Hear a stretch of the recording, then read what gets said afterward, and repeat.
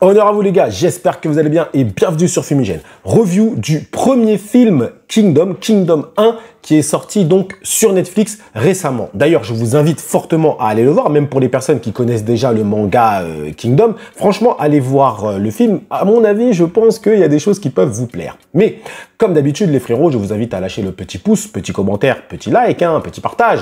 Vous connaissez déjà un petit peu les bails, surtout qu'en ce moment, mon référencement est très difficile sur YouTube. C'est-à-dire que YouTube ne propose même plus mes vidéos aux personnes qui sont abonnées sur ma chaîne, ce qui est assez incroyable. Il y a des mecs qui m'ont dit, Fumigène, moi j'ai bien activé toutes les notifications. Normalement, quand tu sors une vidéo, je devrais être au courant. Et je n'étais même pas au courant que tu avais sorti la review du chapitre 764. Donc, écoutez, c'est une mauvaise période qui va durer, on verra combien de temps. Après, c'est le temps aussi que la chaîne Fumigène reprenne, on va dire, un rythme de croisière avec plein de vidéos Kingdom, etc. Et on verra la suite, on verra les frérots. En tout cas, essayez à votre niveau d'aider votre frérot Fumigène en lâchant un petit like, petit commentaire. Ça aide au bon référencement de la vidéo, les frérots.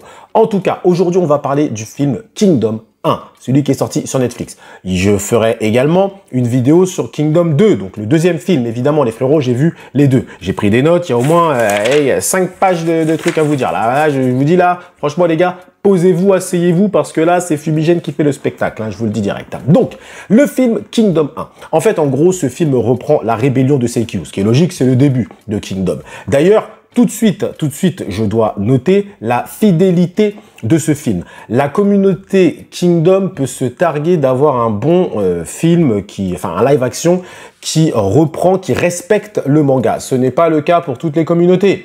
Imaginez les mecs de Death Note, ou imaginez la communauté Dragon Ball avec Dragon Ball Evolution, ou imaginez les mecs qui ont vu Senseiya version, même pas version Netflix, bah si, version Netflix c'était nul et version cinéma c'était encore plus nul. Donc voilà, imaginez. Donc nous, dans la communauté Kingdom, on peut quand même se targuer, on peut quand même être content, être fier d'avoir un bon live action qui respecte l'œuvre. Mais je vais y venir. Bien évidemment, cette vidéo est faite pour les personnes qui ont déjà vu le film et qui connaissent le manga, au moins jusqu'à la rébellion de Seikyu. C'est un minimum, les frérots. Mais bon, ça fait 4-5 tomes, donc faut pas non plus exagérer. Donc voilà, ce film va reprendre la partie la rébellion de Seikyu. Déjà, au niveau des chara-design, c'est intéressant évidemment de les comparer. Alors, le Shin, je l'ai trouvé bien. Un petit peu grand, il n'a pas 13 ans, lui. Mais j'ai trouvé que c'était plutôt pas mal. Yu, Sei, Eisei et Yu, parce que bon, pareil, je les ai trouvés bons également, franchement. J'ai bien aimé également Yotanwa. Alors Yotanwa, par contre, je l'avais plus vu en blonde, mais là, ça passe. Ça passe comme ça aussi, franchement, parce que c'est une belle femme et tout. Donc franchement, et en plus dans son jeu d'actrice, elle était très forte également. Saji, j'ai beaucoup aimé. Saji, franchement. Eki, même en live action, Eki, il pète la classe. Eki, moi j'ai aimé aussi. Franchement, Shogun-kun aussi, très bien. Qui d'autre? Le premier assassin des Brutes Écarlates, là, lui aussi, j'ai trouvé que c'était plutôt pas mal. Alors évidemment, ça a été un peu grimé, machin et tout, mais je trouvais que c'était plutôt pas mal. Rankai, on savait qu'ils allaient avoir un peu de mal.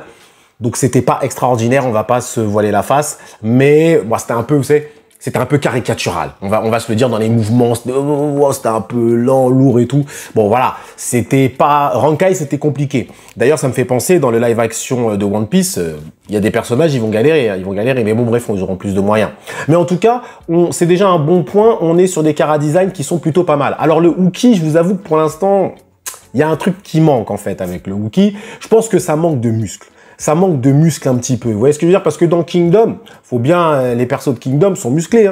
Ils sont musclés. Tu prends Uki, il avait des vrais muscles et tout. Mubu, j'en parle même pas. Kanmei, bon voilà, qu'on arrivera à Kanmei. Donc, voilà, je trouve que ça manque un petit peu de muscles, tout ça. Mais je dois quand même noter la fidélité déjà des armures, même si elles sont un petit peu différentes, mais on sent qu'il y a eu des efforts qui ont été faits à ce niveau-là. Même les masques des hommes des montagnes, j'ai trouvé que c'était aussi bien fait. Le masque de Yotanwa était incroyable. En plus, il y avait un gros plan dessus. Franchement, c'était incroyable. Donc, à ce niveau-là, au niveau du choix du casting, j'ai trouvé que c'était vraiment bien, franchement. À ce niveau, moi, j'ai rien à dire. Donc, en ce qui concerne les chorégraphies de combat, eh bien, écoutez, je les ai trouvées très bonnes, voire même très dynamiques, voire même, franchement, impressionnantes pour certaines. Le combat contre Muta, l'assassin, il était juste magnifique. Franchement, il était fidèle au manga dans le sens où on sentait ce côté Shin qui doit montrer que, en plus avec les sortes de bambou machin et tout. Donc franchement, il y a des choix scénaristiques qui ont été faits de modification d'endroits, de lieux, qui sont plutôt pas mal, comme par exemple pour le combat final, mais on y viendra un petit peu plus tard. Donc le combat contre Muta, en termes de chorégraphie, j'ai trouvé que c'était assez incroyable. Et celui contre Saji aussi. Franchement, il était bien aussi. Donc non, franchement, les frérots, moi, je vous dis, je vais pas vous faire une vidéo où tout est bien. Il y a des choses qui sont un peu moins bien, et on va y venir juste après. Mais au global, chorégraphie de combat, très bonne.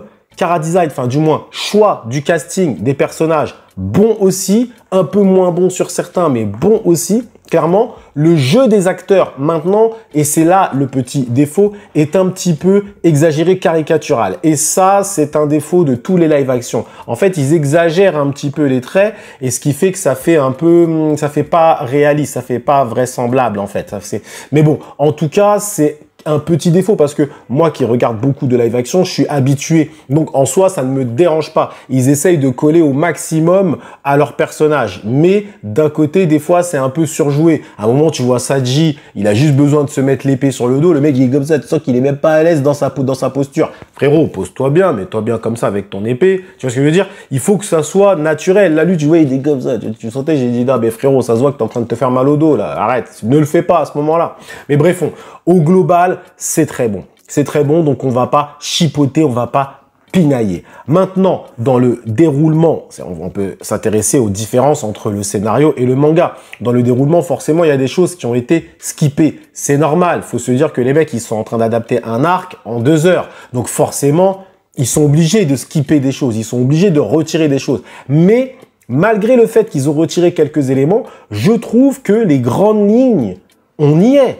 On y est, franchement. Ils ont quand même réussi à condenser tout ça. Ils ont réussi à le faire. Franchement, t'as des petits trucs qui sont plus là, mais au global, franchement, les frérots, je dis la vérité, hein, j'ai pas envie de dire tout y est, mais il y a une grosse partie. Ils ont réussi. Après, l'arc de Seikyu, c'est un petit arc. C'est un petit arc, donc c'est normal aussi. C'était pas non plus ultra difficile, même si ça restait quand même quelque chose de pas simple non plus, en vrai de vrai.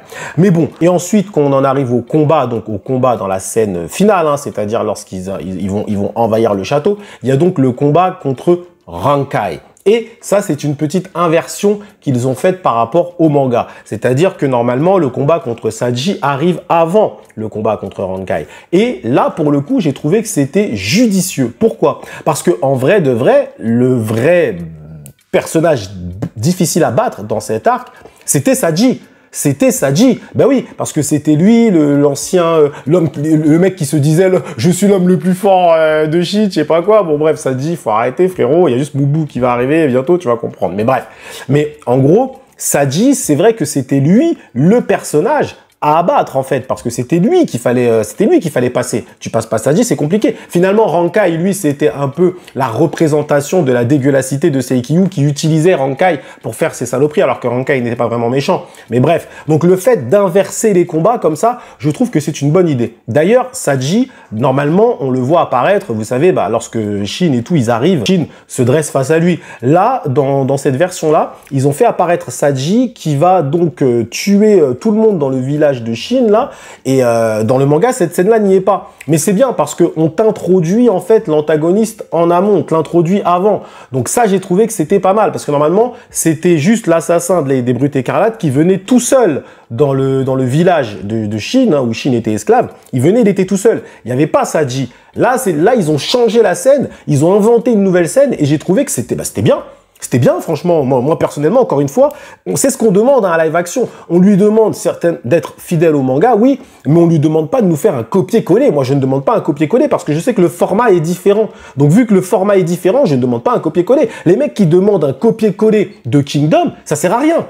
Ça sert strictement à rien. Allez voir les animés. L'animé, quoique, pas la saison 1. Hein. Bref, à partir de la saison 2, les gars. Mais bref, ce que je veux dire, c'est que dans un film, on est obligé de reprendre une narration de film. Donc là, le fait d'introduire Saji comme ça, c'était mieux selon moi. C'est vrai que le Rankai, c'était pas non plus un truc de fou, mais le combat était bon quand même. Et le combat final contre Saji, t'as la scène avec Eki qui intervient et tout. Franchement, tout a été repris également, c'était nickel. En fait, en gros, ils ont juste inversé les deux combats, mais le combat en soi, à la fin, c'était quasiment le même. D'ailleurs, il y a une scène qui était lourde. Alors ils l'ont inventé celle-là, mais j'ai trouvé qu'encore une fois c'était un bon ajout. C'est le moment où Saji il veut frapper Shin et en fait il frappe et en fait il frappe des conseillers du palais et allez dégage.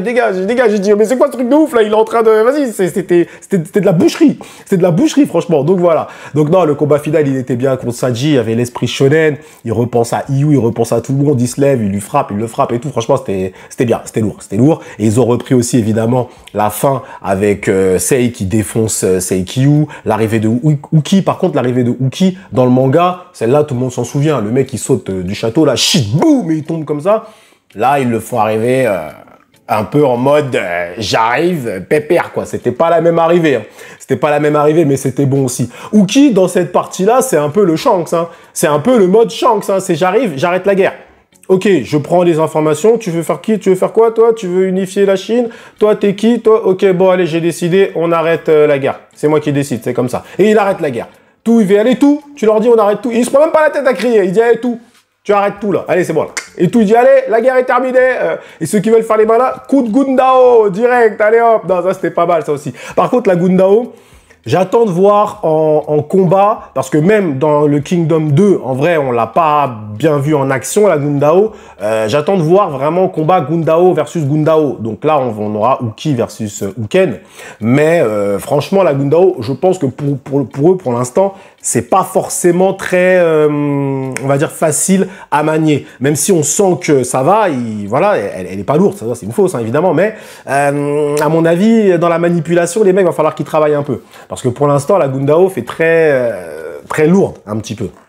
Mais bref, c'était plutôt bien fait. Et donc, sur la fin, évidemment, on fait une ouverture vers Kingdom 2. Donc, au global, hein, ce film Kingdom 1, je vous le recommande fortement, les frérots, fortement. Je vous le dis, je le mets dans le top 5 des meilleurs live-action que j'ai pu voir de toute ma vie. Et je dis bien top 5, hein. Top 5, les frérots, clairement. Hein, parce que franchement, c'était fidèle. Les costumes étaient bons. Les masques des hommes des montagnes, tout ça, c'était nickel. Les combats, très dynamiques. Les chorégraphies aussi, très belles, très vives. Il y a du sang et tout. C'est un peu moins, enfin, c'est même moins violent que le Kingdom normal. Mais ça reste violent quand même. C'est vraiment bien représenté. Les batailles sont bien massives. On verra dans Kingdom 2 s'ils ont réussi avec la bataille sur les plaines de Dakan. Mais au global, c'est bon. Les changements qui ont été effectués sont des changements qui sont logiques, comme l'arrivée de Saji dans le village, l'inversion du combat final, l'arrivée de Uki. C'est pas des mauvais changements en vrai de vrai. Surtout l'inversion du combat final avec Saji et Rankai. Le fait qu'ils aient inversé leur combat, je trouve que c'est très judicieux. L'arrivée de Uki, par contre, je préfère celle du manga, évidemment. Mais en tout cas, on est quand même sur une belle adaptation de Kingdom. Donc, je vous le recommande. Fumigène donne son aval. Je donne ma validation à ce live action, les frérots. Et oui, les frérots, live action Kingdom, allez le voir. Donc voilà. Merci à vous. Maintenant, dites-moi vous ce que vous en avez pensé. Là, j'ai fait un peu tout en vrac comme ça. Je vous donne mon retour dessus. Évidemment, les frérots, vous connaissez, c'est comme ça. Moi, c'est comme ça que je fonctionne. Et donc voilà, mais dites-moi vous ce que vous en avez pensé. Comme d'habitude, les frérots, avec honneur. Vous me dites si vous de quelle note vous donneriez à ce live action. Moi, je lui donne 9 sur 10. Hein. Moi, je donne 9 sur 10, franchement, hein, pour le respect des costumes, le respect du manga, les choix de changement qui sont plutôt judicieux, les chara-design, les personnages, le choix, le casting. Je trouve que franchement, moi, c'est dans le top 5, hein, voire même top 3, hein, voire même top 3, je vous dis franchement, les frérots. Hein. Donc voilà. Merci à vous, les frérots, d'avoir suivi cette review jusqu'au bout. Hein. Prenez soin de vous et que l'honneur soit avec le live action Kingdom. Allez le voir, les frérots. Allez voir même les deux films.